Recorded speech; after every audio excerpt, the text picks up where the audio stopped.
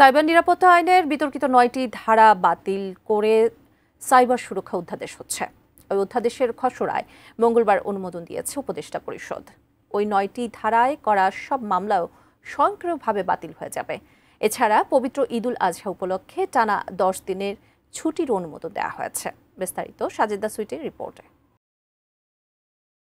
প্রধান উপদেষ্টা ডক্টর মোহাম্মদ ইউনূসের সভাপতিত্বে মঙ্গলবার তার তেজগাঁও কার্যালয়ে উপদেষ্টা পরিষদের এই বৈঠকে একই সঙ্গে এলো বেশ কয়েকটি গুরুত্বপূর্ণ সিদ্ধান্ত। কালো আইন বলে সমালোচিত সাইবার নিরাপত্তা আইনের ৯টি ধারা বাতিল করে সাইবার সুরক্ষা অধ্যাদেশের খসড়া অনুমোদন হয়ে গেছে।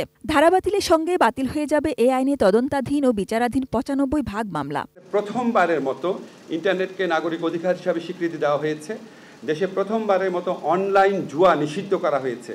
প্রথমবারের মতো সাইবার স্পেসে নারী শিশু নির্যাতন এবং যৌন হয়রানিকে শাস্তিযোগ্য অপরাধ হিসেবে স্বীকৃতি দেওয়া হয়েছে। এবং এই আগের যে আইনটা ছিল ডিজিটাল সিকিউরিটি অ্যাক্ট, সেখানকার ৯টা ধারা বাতিল করা হয়েছে। এবং এই ৯টা ধারায় ছিল কুখ্যাত ধারা। এই ধারাগুলোতে ৯৫% মামলা দায়ের হয়েছিল। এই মামলাগুলো এখন স্বয়ংক্রিয়ভাবে বাতিল হয়ে যাবে। জাতির পিতা বঙ্গবন্ধু শেখ মুজিবুর রহমান জাতীয় সঙ্গীত বা জাতীয় পতাকা সম্পর্কিত বিদ্বেষ বিভ্রান্তি কুৎসামূলক প্রচারণার দণ্ড সংক্রান্ত যে বিধান, সেটা বিলুপ্ত করা হয়েছে। এই বিধানে প্রচুর হয়রানিমূলক মামলা হতো। RICL TMX, যুগের পর যুগ স্থাপনা থাকে মজবুত। বিকালে ফরেন সার্ভিস একাডেমিতে সংবাদ সম্মেলনে আইন উপদেষ্টা অধ্যাপক আসিফ নজরুল জানান, স্পিচ অফেন্স বা কথা বলে বা মতামত প্রকাশ করে যে অপরাধ, সেখানে মাত্র 2টা অপরাধ রাখা হয়েছে। একটা হচ্ছে নারী ও শিশুর প্রতি যৌন নির্যাতনমূলক কন্টেন্ট প্রকাশ, হুমকি দেওয়া। আর এটা হচ্ছে ধর্মীয় ঘৃণা ছড়ানো, যে ঘৃণা ছড়ানোর মধ্যে দিয়ে সহিংসতাকে উস্কে দেওয়া হয়। এই ধরনের মামলাও কারো বিরুদ্ধে হলে এটা আপনার আমলি আদালতে যাবে, যেই ম্যাজিস্ট্রেট এটা কগনিজেন্সি নেন সেখানে যাবে। যদি দেখেন একদম সম্পূর্ণ ভুয়া মামলা, এই মামলা কোনো ভিত্তি নাই, উনি সাথে সাথে এটা বাতিল করে দেবেন। ২৪ ঘন্টার মধ্যে বাতিল করতে পারবেন। এছাড়া দেওয়ানি কার্যবিধি বা সিপিসি এবং সংসদীয় আইনের সীমানা পুনর্নির্ধারণেও আইনগুলো সময়োপযোগী করা হয়েছে।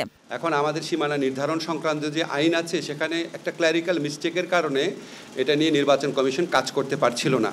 তো নির্বাচন কমিশন রিকোয়েস্ট করেছে, তারা এই আইনটা প্রপোজ করেছে। এখন আমরা ওই অ্যামেন্ডমেন্টটা করে দিয়েছি।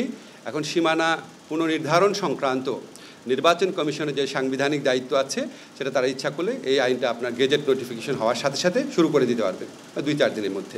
যুব ও ক্রীড়া উপদেষ্টা আসিফ মাহমুদ সজীব ভুঁইয়া জানান, যুব উন্নয়ন নীতিমালা হচ্ছে স্টার্ট আপকে কেন্দ্র করে আধুনিক ও সময়োপযোগী প্রশিক্ষণ এবং ঋণ পাবেন উদ্যোক্তারা। সেলফ ডিফেন্স, তারপর হচ্ছে আর্টিফিশিয়াল ইন্টেলিজেন্স নিয়েও আমরা প্রশিক্ষণ এই জুলাই থেকে হয়তো আমরা আপনারা পেয়ে যাবেন। প্রধান উপদেষ্টা প্রেস সচিব শফিকুল আলম জানান, তুলাকে কৃষিপণ্য হিসেবে মূল্যায়ন করে এর উৎপাদনে কৃষি ঋণ চালু করছে সরকার। এছাড়া জানান, পবিত্র ঈদুল আজহা 10 দিনের ছুটির অনুমোদন দিয়েছে উপদেষ্টা পরিষদ। 17 মে এবং 24 মে এই 2টা দিন, 2টা স্যাটারডে সরকারি কর্মচারীরা বা যেগুলো আধা সরকারি বা অটোনোমাস এখানে যারা কর্মচারী আছেন, তারা এই 2 দিন কাজ করবেন। বিনিময়ে এই 11 এবং 12 তারিখে এই ছুটিটা ঘোষিত হবে। মোট 10 দিন ছুটি। Sajeda Sweety, ATN news, Dhaka.